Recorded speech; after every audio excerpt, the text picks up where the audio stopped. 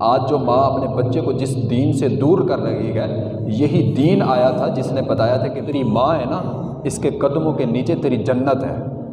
یہ اسلام آنے سے پہلے ماؤں کو بیچا جاتا تھا، بیٹیوں کو زندہ زمین میں گاڑ دیا جاتا تھا۔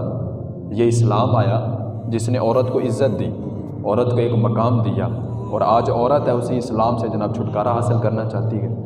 وہ کہتی ہے جناب دین اسلام کہاں کی بات ہے، ہم جو مرضی چاہیں کرتی پھریں۔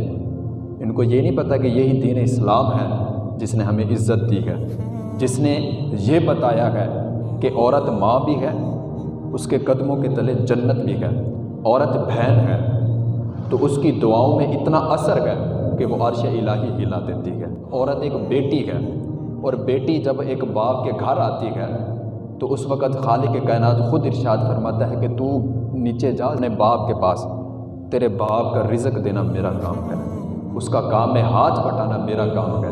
یہ دین اسلام نے تو بتایا تھا، اور ہماری آج کی عورتیں جو ہے نا اس سے چھٹکارا چاہتی ہیں۔